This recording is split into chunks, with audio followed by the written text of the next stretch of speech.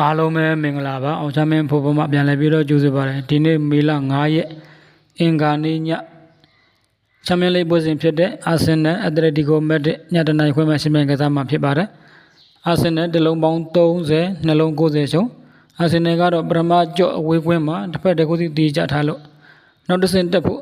အခြေအနေအတော်လေးကောင်းနေတယ်ပြောရမှာဖြစ်တယ်ဒုတိယကြော့အိမ်ကွင်းမှာတော့အကောင်းဆုံးကြိုးစားပြီးတော့ရှင်မြန်ကစားလာနိုင်တယ်ဒိုင်ယာကပြန်လည်တက်တာလာတဲ့အစာကဒီနေ့ပွဲကိုလည်းပြန်ပါလိမ့်မယ်လူဆုံးပြန်ပါလာမိအာဆင်နယ်မရှုံးနိုင်ဘူးလို့ယူဆတယ်အက်တလက်တီကိုမက်ဒရစ်ကတော့ဒီနေ့ရာသီဝေးကွင်းညံ့တယ်ဝေးနောက်ဆုံး9ပွဲမှာ9ပွဲပဲအနိုင်ရထားတယ်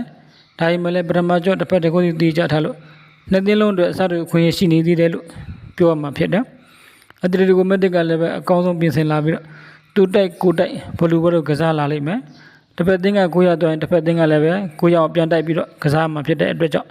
ဒုတိယကြော့ပွဲစဉ်မှာတော့အပြန်အလှန်သွင်းကိုတွေများသွားပြီးတော့အာဆင်နယ်အနိုင်ရသွားလိမ့်မယ်လို့ယူဆတယ်အာဆင်နယ်ဘော်ဒီနဲ့ကိုပေါ်ရွေးချယ်ပါတယ်